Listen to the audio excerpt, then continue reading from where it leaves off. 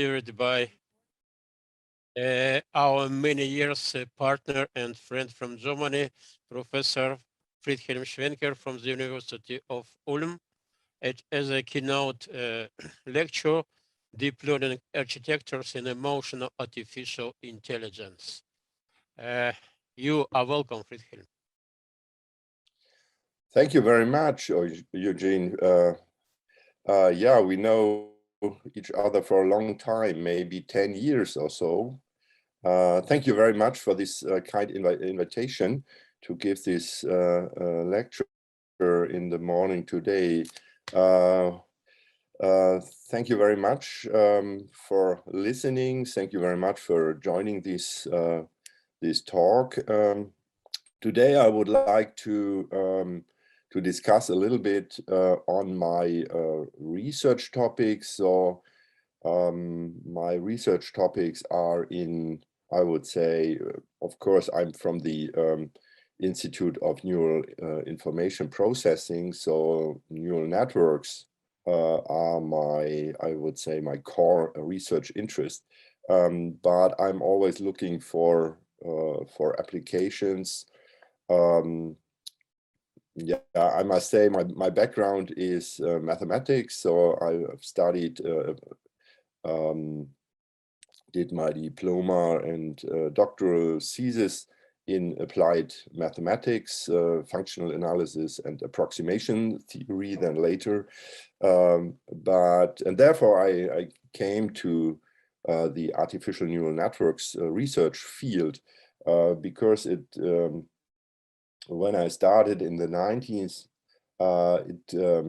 yeah, so there were a lot of different models, and I tried to analyze these models, and I've started with very simple neural network models, so-called associative memories or Hopfield networks, so we tried to analyze, and we found out that it's and it's pretty difficult, and so more and more applications came into my research field. One could say because the analysis of neural networks is too difficult, but this was that is perhaps a little bit too simple. So today I would like to discuss a little bit on applications in the field of effective computing. So here's a brief outline of my talk. So this is mainly concentrated on the applications of fact recognition and artificial neural networks and some learning paradigms, so-called partially supervised learning paradigms in this field. Let's start with the idea of human-machine interaction. Here where we have a user that is interacting with a technical system, and this user, the user is working with this with the system and has to do some, let's say, has to give some commands or has to write some commands over the keyboard. But to have a, let's say, completely informed technical system, the computer or the technical system should be informed about the, let's say, the full state of user activities of his or her intentions, or, and this is my part here, on the user's active state, effective state. So it might be that the user is, let's say, is tired or is mentally overloaded, or maybe in a e-learning system, the user is under challenged by the given task. And therefore, I would say it would be a smart technical system if the user can react in a proper way to these to the effective states. So these effective states can be, as I said, defined by stress or mental overload, or the traditional effective states defined by Friesen and Ekman. So these the basic emotions. So there are many different models to classify these models. So typically these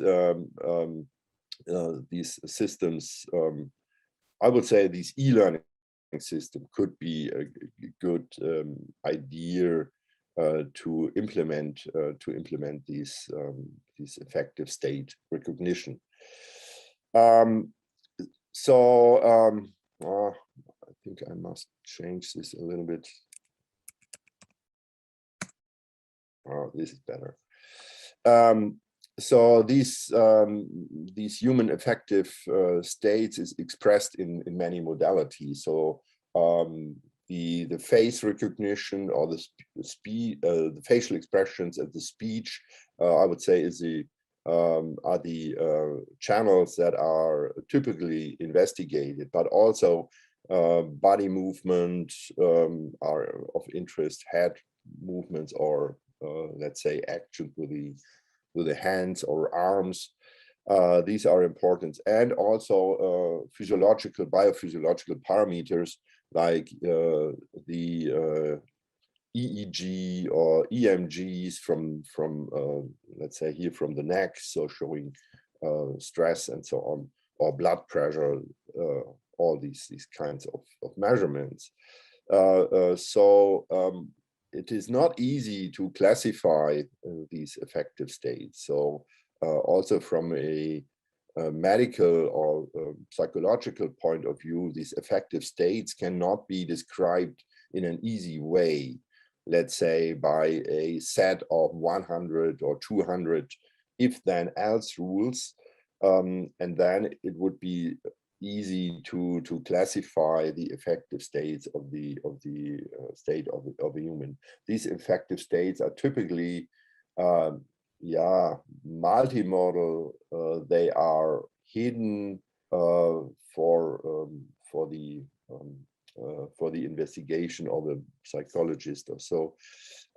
So therefore I would say, so this is my, let's say, my idea here is why effect recognition is a pattern recognition and machine learning task. So this is first, I would say, this multimodality. It is, let's say, the weak expression of the affective states. It is also connected with uncertainty in the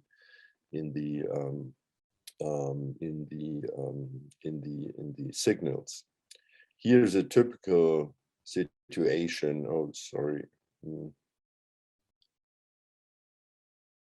Here's a typical situation of data recording. So we have collected several data sets. Here's one with different cameras, Kinect sensor. We have bio sensors. So this is a highly multimodal data set, and it's freely available, or not freely available, but it is available. So if you want to use it, this is possible. Annotation by experts, so is expensive. Data is available typically very easy. So there are lots or tons of data in the internet or somewhere, but this data is useless if we do not have an annotation to the data. And a particular annotation of effective states is very expensive. Here's a simple calculation for our data set. So we would expect, I think it's underestimated. So here we want to annotate all modalities if we want to ask five students. So this is a lot of money, let's say 20,000 euros to annotate just this data set. And therefore we are looking for semi-automatic annotation, and I will come back later to algorithms, these semi-supervised or partially supervised learning algorithms, how to apply these in annotation. So let me briefly come to the next step. I would like to give a short introduction. I think it's not necessary here in this audience, but I would like to address a very special architecture, the so-called radial basis function architecture. As you all know, these the neural networks are models that are derived somehow from the brain. So we have these simple neurons. I think it's not highly important to discuss this here. So we have lots of neurons, highly interconnected pieces. Signal processing is pretty low, so each neuron is simple and is slow. The only advantage in neural networks is the highly interconnectivity. And for the function we want to realize is the ability of neural networks to learn from examples by adaptation of these synaptic weights. Typically there are here different models. So this is one of these models, a similarity-based model. So this is typically used in neural networks, in particular in deep neural networks. So where the inner product is computed between the input to the neuron and the synaptic weights. And then some non-linearity, typically a increasing function, a monotonic increasing function, strictly increasing sometimes. Nowadays we have some variants that are not strictly increasing, that they are constants, for instance, these ReLU functions. But there is another one, so another application, another model that I would say is distance-based. So these distance-based models are typically also called radial basis function networks. And instead of the inner product, they are using a distance measure between the input and the synaptic weight. And here's a typical behavior here in of the nonlinearity. It is to the distance between x and input and synaptic weight.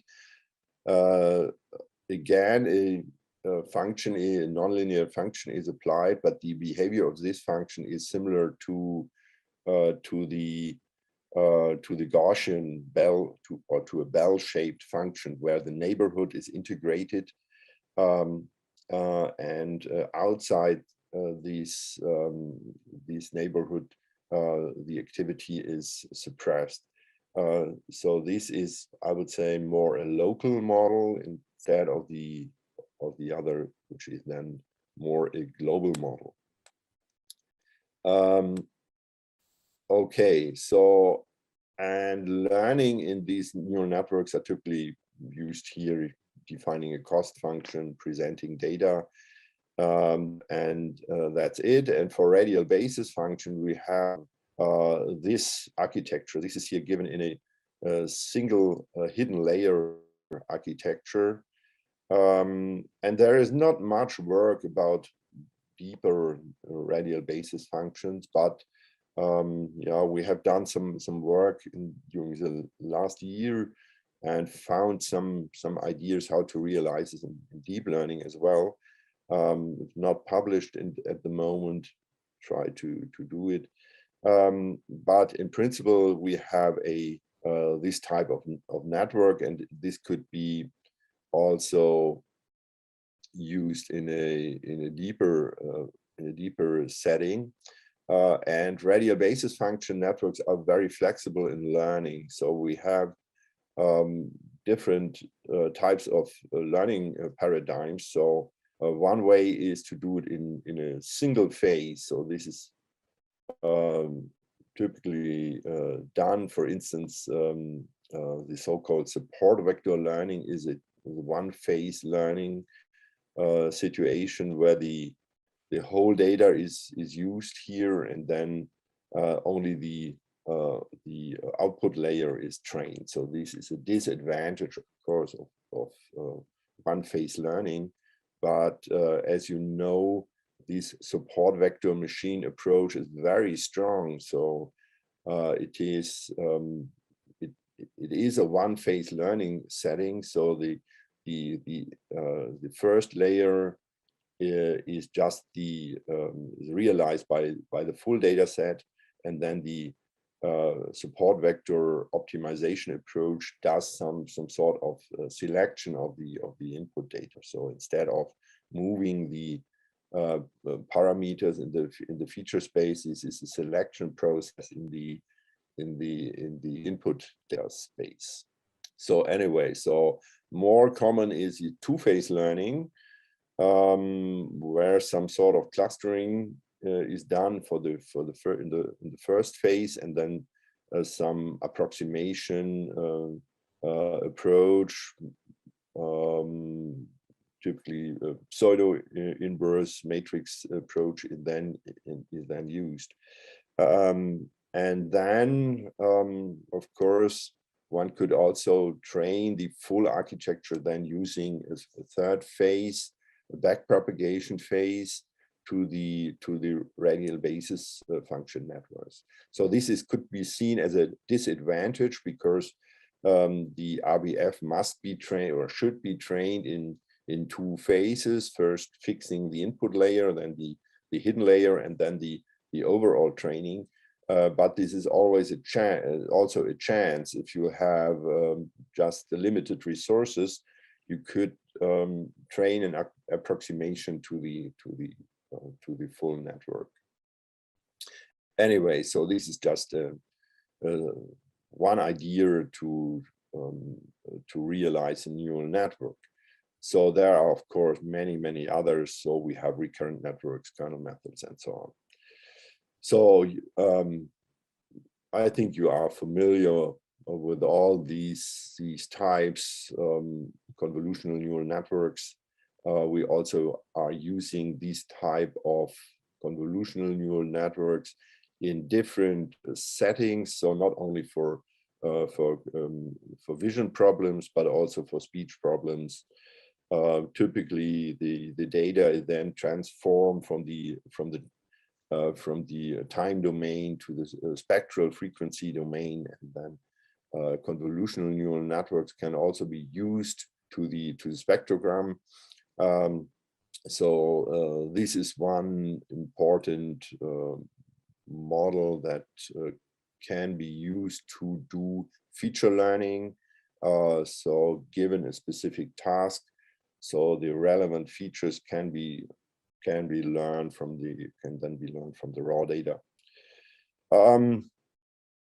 We all know that multi-layer neural networks are universal approximators, so they can learn any continuous function, and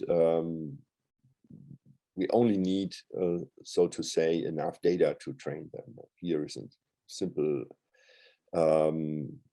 idea. So how many data is needed here? This M is the number of or the size of the data set, and it depends on the error you want to have and the confidence you want to have on your approximation. And then the VC dimension, Wapnick-Charbonenko's dimension of the model that should be trained is important for the number of data that has to be used. This is still an equation that is correct. It seems to be that in deep neural network, we can also train bigger models with less data, but still we have also in deep learning, especially in deep learning, a model that needs a lot of data. So reduction of data set. So this could reduction of the training complexity by building some structure on the network.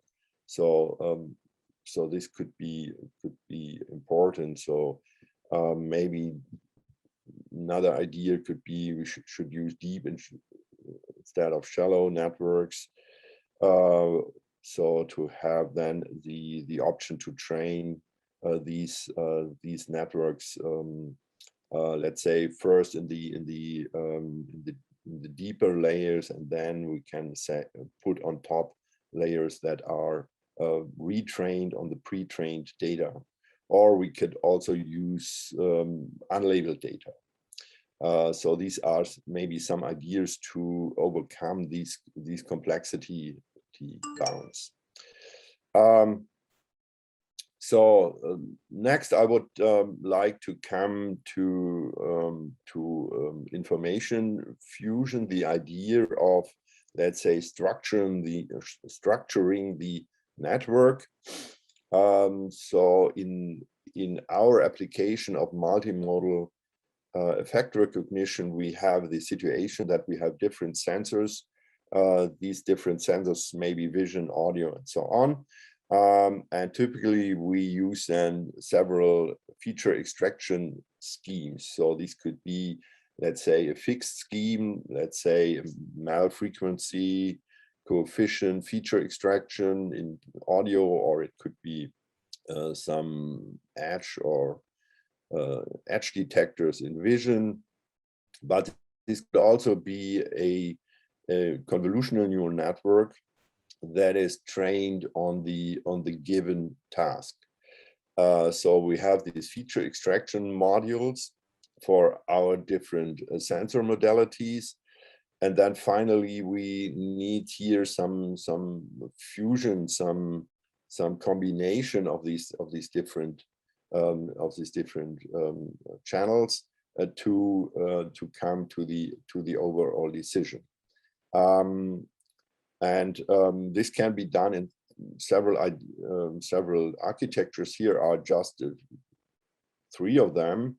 One idea could be, in principle, to combine all these channels in parallel, to concatenate these feature streams into one neural network, and then here is the combination. This is always a green square here, and then doing the decision here. This is the red small rectangular here. So this is one way. So the traditional one, I would say, to concatenate all the data. Another way could be here on the right hand side to handle all these modalities separately, to come to a decision, and then combining the decisions into an overall decision. This is here, let's say, the late fusion scheme. So we have then single decisions and then an overall decision. Neural networks are very flexible. So neural networks can be used to make these, let's say, intermediate combinations. So we are able to combine these modalities on different levels of the neural network. So we are not limited to the late or to the early fusion scheme. So therefore, neural networks are, I would say, the most flexible architecture in dealing with multimodal pattern recognition. Okay, so here's maybe this is a late fusion scheme here. maybe this is, we can skip this here, so this doesn't make sense. So it makes sense, but just points here to this fusion layer, and the question is how to fuse these classifier decisions here. So the CIX, these are the classifier decisions, and these decisions are then combined. Typically, this is done in by some sort of a voting scheme, or one could use probabilistic voting. So these are different ways, but these ways to aggregate the decision is not very flexible. So better are trainable fusion schemes. So I would say, again, neural networks are very efficient here, or maybe support vector machines if you like more these kernel-based methods. Also these type of aggregation rule can be used can be used here for the training the decision scheme. Here are some first experiment here,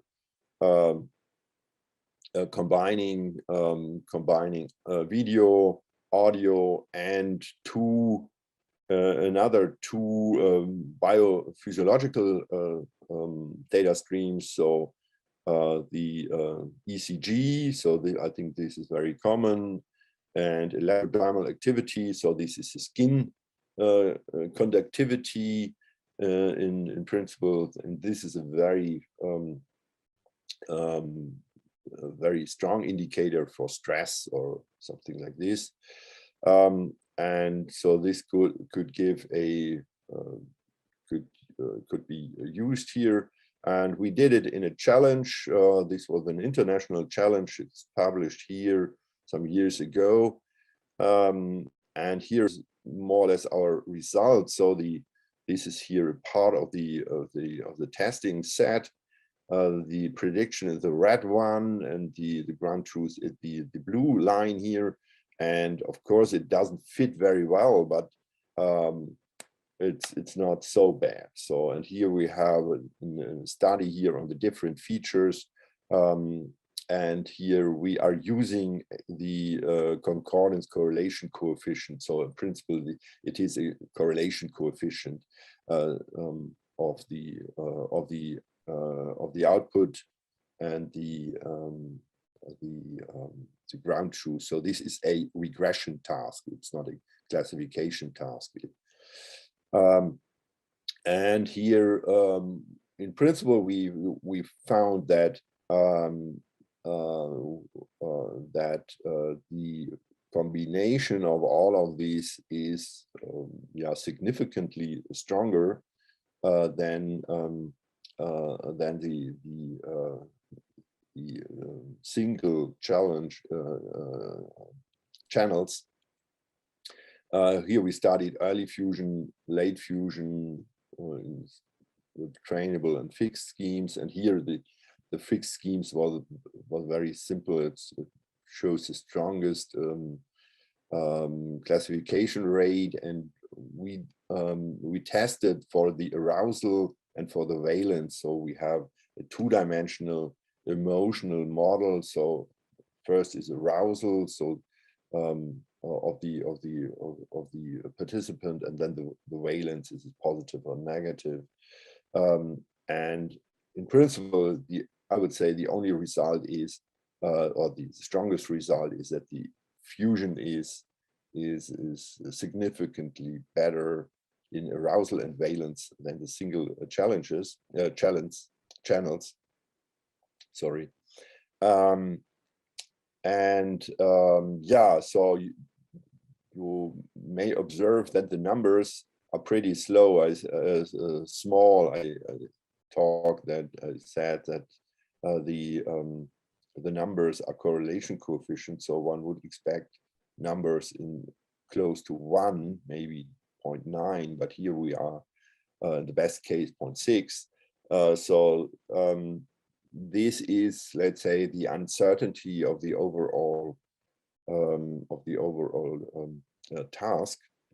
But all in all, so it was a challenge here at the ACM Multimedia Conference, but we were able to win this challenge here. So the numbers were low, but we were still the best competitor here in this competition. So I would then like to come to the next setting. So as I said, so using unlabeled data in the training process, this could help. Typically we want to have a data set that is fully labeled. But as I said, in particular for effect recognition, this could be difficult to achieve. And therefore, one could think about training schemes that are able to work with also with unlabeled data. And I would like to talk a little bit on this partially supervised learning. So what is partially supervised learning? So I used this term, I would say 10 years ago. So there was a small conference here in Ulm and then another one 2 years later in Nanjing that is called partially supervised learning. And then the term changed a little bit, I would say, to weakly supervised learning. So maybe this is a little bit better. So anyway, partially supervised learning or weakly supervised learning are meaning the same. So this is learning from data under partially or partial or weak supervision. And this could be interpreted in different ways. So there are a lot of examples here of so semi-supervised clustering, semi-supervised classification, also learning with reward or learning with multi-labels. So this could be seen as partially supervision. So learning with multi-labels could be also seen in different ways. So anyway, so this is, I would say this could be seen as an example of PSL, of partially supervised learning. But mainly active learning and supervised classification or supervised clustering. So these are very famous examples of supervised learning. So semi-supervised learning here tries to group or to cluster methods that attempt to get an advantage of unlabeled data that is used then for supervised learning. In clustering, typically pairwise constraints. So these constraints are then defined as how these two samples should be within a cluster, or oh no, these two guys shouldn't be in the same cluster. Active learning is more learning, the family of learning algorithms that is that has control over the data selection process. So it is more a supervised clustering. So it tries to select the relevant information from a bigger data set. So the idea is that the human expert that should label these data set is asked just for a smaller set of informative data. So here's the short animation here. So if we have, so in supervised learning, we do not have labels. So this is the situation. We have here some data points, and the only thing we can do is here to find prototypes, for instance, in clustering. So in the typical way to do supervised learning is then here to annotate the data. So you start here with data. So maybe this belongs to the red class, and here's a data point that belongs to the blue class. And then you go forward. So more and more data is annotated. And after a while, so the result is here, a fully labeled data set. And then you could do your supervised learning, and maybe you can find here a decision boundary here in this separable case.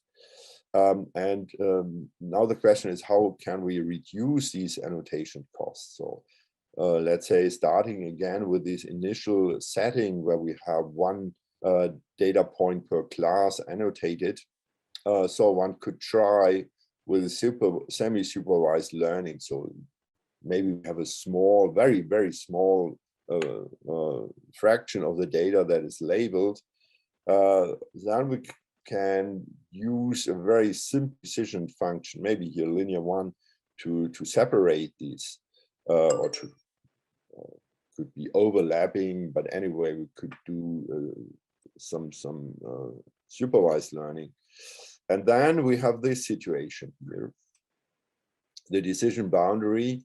And then we could start from the initially labeled data set by some diffusion process to say, here we have very confident label. This data should belong to the red class. And here we have around this blue, this dark blue data point that is labeled by the expert. We have some data that is also confident here. You know? This is then some unsupervised learning process. So, and then we can use these newly labeled data set, the original expert labeled data set, together with the confident data, and to retrain this. And this could then give maybe this new retrained decision boundary here, slightly different. And then again, we could ask for more confident data based on this new decision boundary. And this is overall an iterative process, but this could save some time. Active learning is a little bit different. So here, active learning, again, is starting with the same initial situation of very few labeled data set, computing the decision boundary, and then we are not looking for the confident labels. So we are looking for the data that is close to the decision boundary. So the data that is close to the decision boundary is, let's say, informative. If we know these data, so if we know that these two guys here belong to the red class and these three guys belong to the blue class, so then we are able, of course, just in this simple settings, that by retraining the new decision function, we have the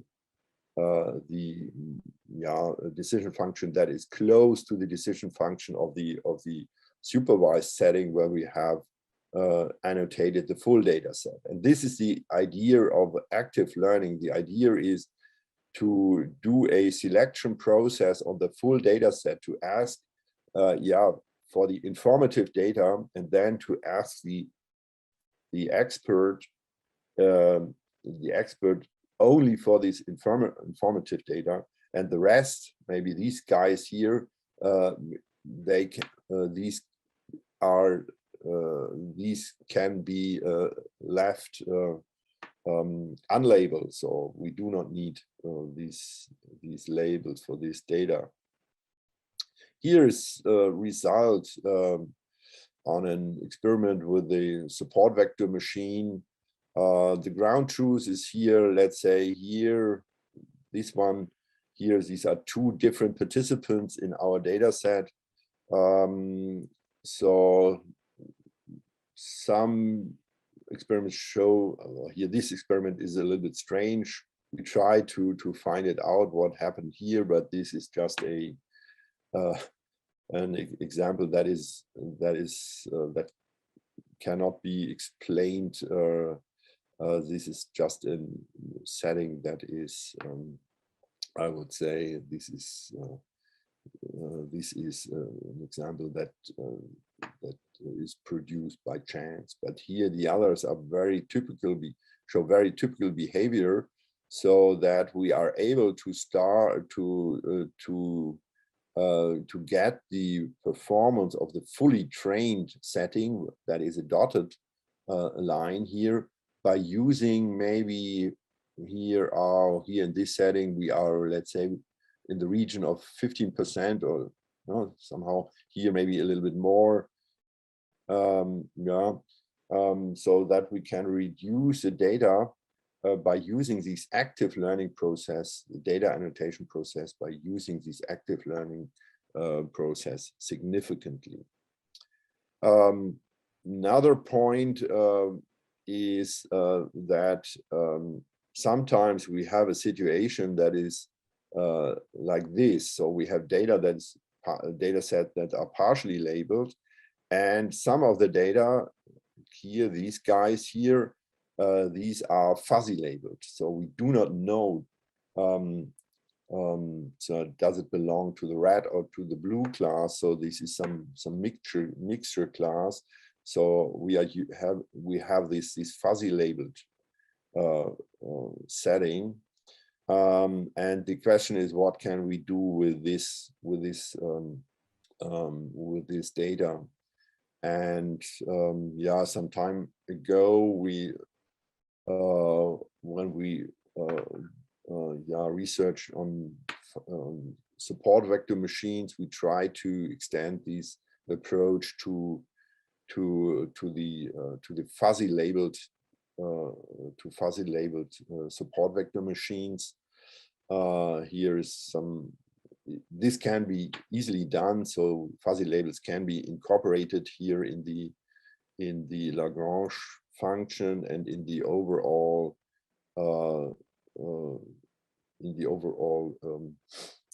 constraint cost function that is then optimized by standard optimization processes procedures. And then we did some experiments on this data, and we found out so that this support vector machine can useful, but not in all situations. So here is on the x-axis is some degree of fuzziness, and if let's say the degree of fuzziness is pretty high, so then we cannot benefit from the fuzzy support vector machine approach, from this new cost function. And also if the degree of fuzziness is too low, so then we cannot take advantage of this fuzzy approach. But here in this window, in the smaller window, let's say in this intermediate fuzziness window, we can take advantage. So here the difference is given. So positive values show that the fuzzy support vector machine is better than the traditional one. So the fuzzy support vector machine can outperform, but it does not outperform in all cases the crisp support vector machine. Okay, but yeah, so this is another idea, another test also with the fuzzy support vector machine, what we can benefit from it. But let me go forward because time is running, and I would like to show a few examples here on effective data sets. Here, this is a data set that is recorded here in a setting of computer interaction, where the task for the user is to find the singleton element. And this is, of course, difficult in situations where we have here a 7 by 7 square. Of course, here it is in the right panel. It's easier to find as a singleton. and the person is paid depending on the time the person needs to find the singleton. So here in this bar goes down, and here we are in the situation. Here one could get 29 cents, and here, okay, here's more or less nothing to achieve. But anyway, so if in principle, if the person needs more time, so then the bar goes down, and the person will get less money. Yeah, here are the results. So the singleton, where the singleton are, and we are recording this bunch of data, and we try then to analyze this and to annotate this. Here we have a very efficient tool called Atlas that is used to analyze these multimodal data. I think I do not have time to explain this here, but again, this is available. So if you are interested to work with this system, this could be useful if you work in a very highly dimensional setting, so with many modalities. So then it can be useful or important to use this, and very helpful to use this kind of data. Oh yeah, this is just the general architecture. Let me show the results again of our data set here. The data set is a very big data set. 100 sessions, 60 persons. With 40 persons, we have 2 sessions. We have sessions of roughly 1 hour, so this is a very big data set. And the task was to find overload in a versus underload. So this is a very simple binary decision tasks. So the baseline would be 50%.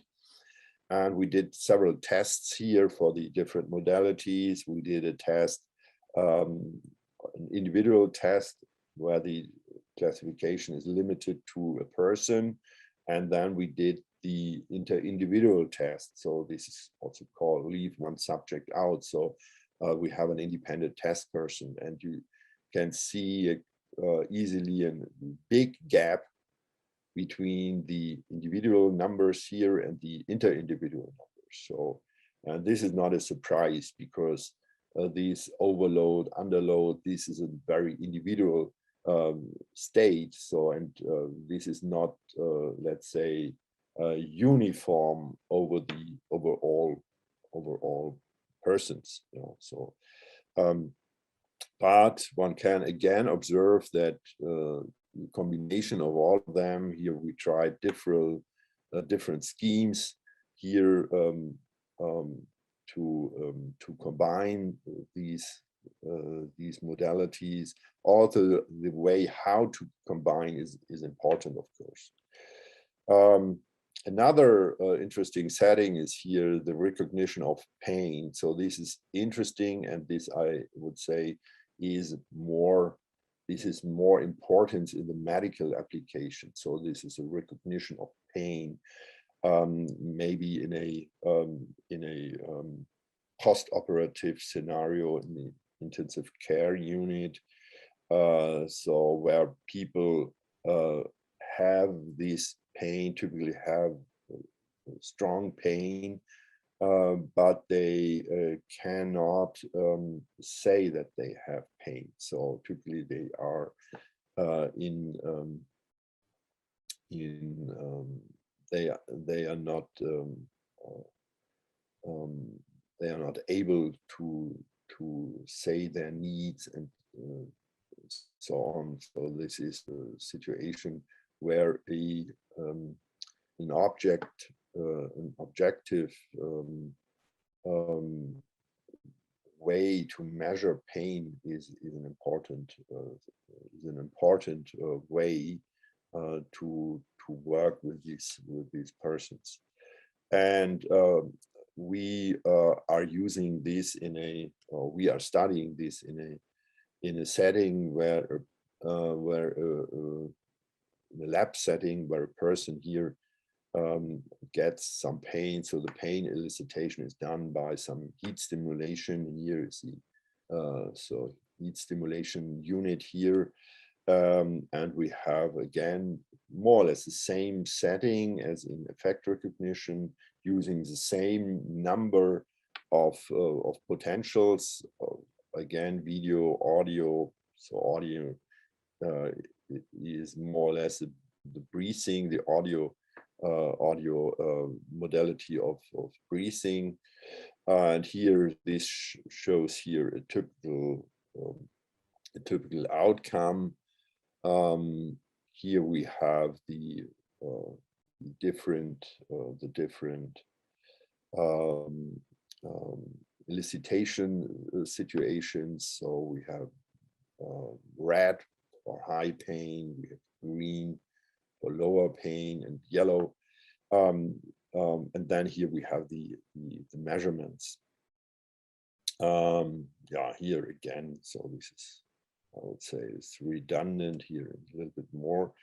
And then we try to use these, to use different combination schemes. So we are using deep learning models here realized by convolutional neural networks with several convolutional blocks here to analyze here these data. Here it is the ECG data. And then we combine this here, EDA, EMG, ECG. So this is, we try to put together all these different things. So again, we could achieve with this deep learning approach, I would say here, very good examples.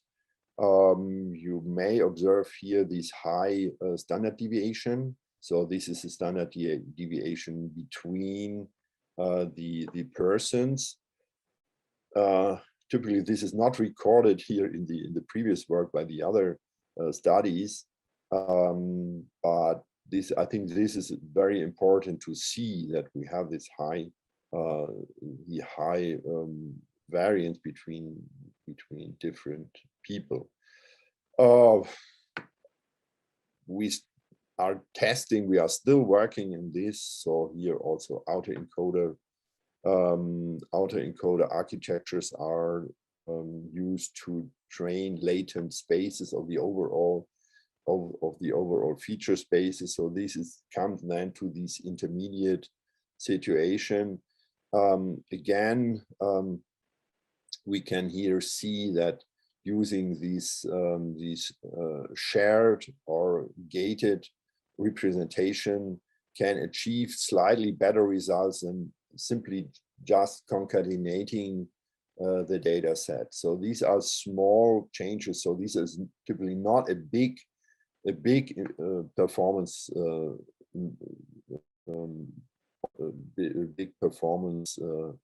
increasement. Yeah.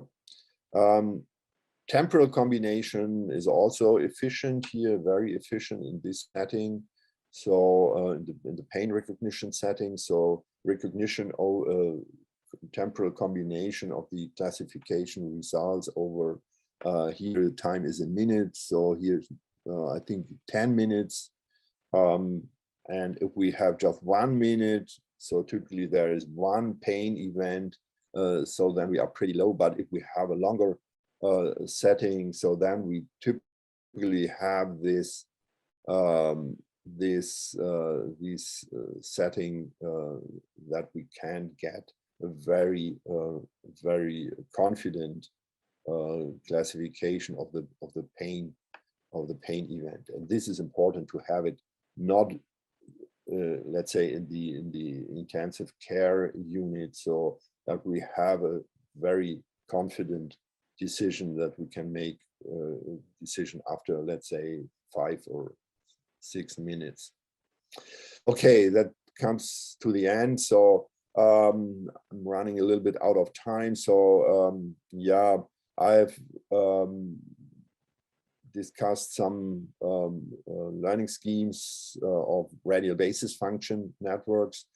I've also tried to give the idea of multimodal effect recognition.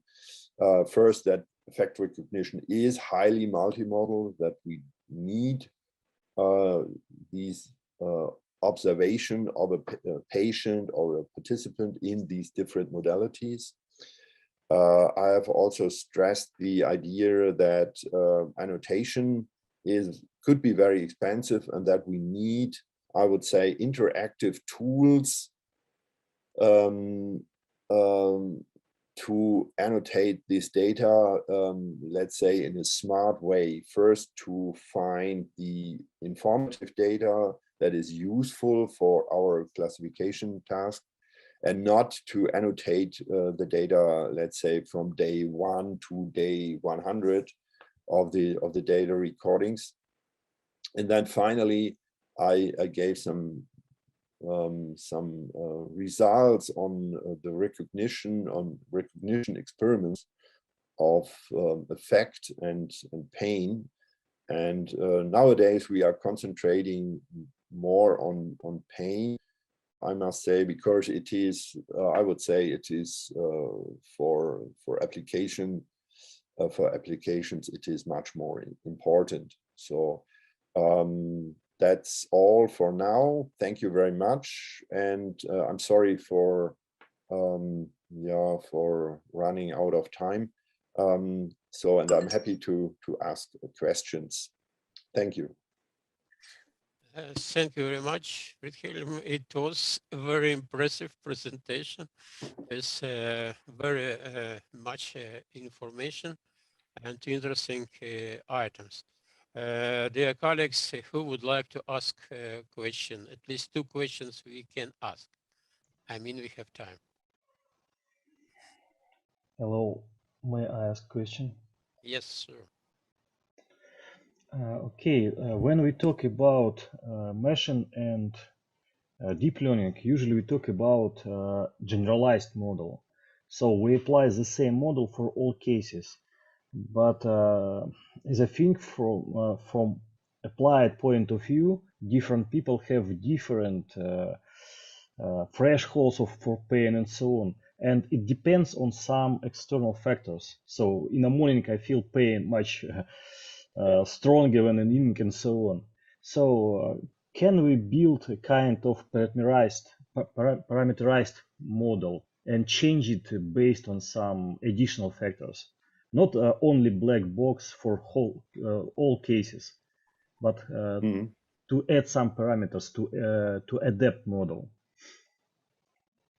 Yeah, thank you very much for these questions. I did not raise this topic here, so I fully agree. I think in your question is let's say a hypothesis. I think your answer is no.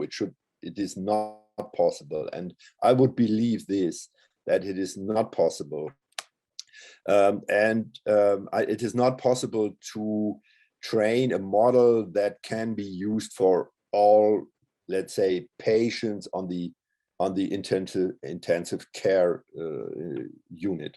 We did also experiments in this direction, and we observed the following. So we are using we are training models individually per person. So and then we try to combine, this is our observation.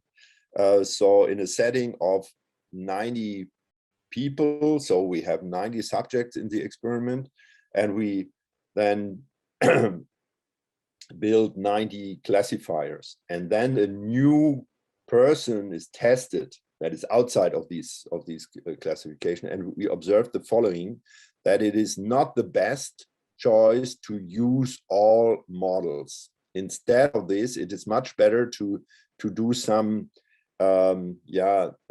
clustering process in beforehand to identify the most similar persons to the new test person, and then just using, maybe this depends then again, roughly 20, I would say 20% of the persons to build 20% of the person and 20% of the data then of these persons that are most similar to the test person, and to retrain a new model that is then personalized to the test person. So I would say there is an extra point here, and I would say this must be solved by some sort of the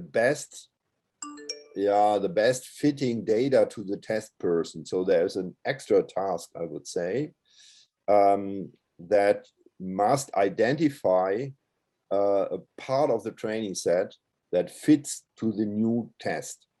This sounds a little bit strange, but I think in this kind of application, one must train a personalized model for the new test set. So one has to do some sort of design, maybe by some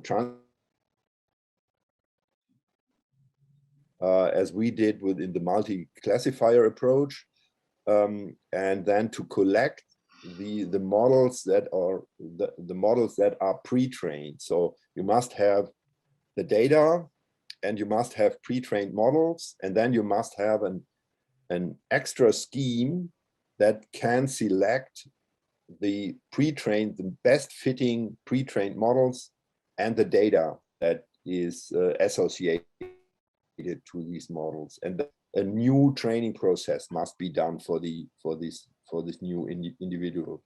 So I think this is a very good point. And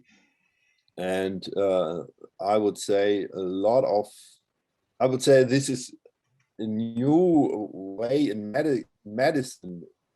We have I think a similar idea. So it's not to have, let's say, one drug for all people, Yes. but maybe in cancer treatment, we do not have one drug that fits for all people, but we try to do some personalized medicine for this individual by doing DNA analysis and so on. And I would say this is also needed here. So I would say transfer learning is important here. Very good point. Yeah, I think this is open research at the moment. Okay, thank you very much. Thank you for this Thank question. you very much. Very interesting question and especially interesting explanation. I'm sorry, colleagues, but we have no possibility to continue our talk just to be on schedule. That is why, let me say again, thank you very much, Friedhelm, for your presentation and following discussion. And I suggest you to join us in the next continuation of our conference.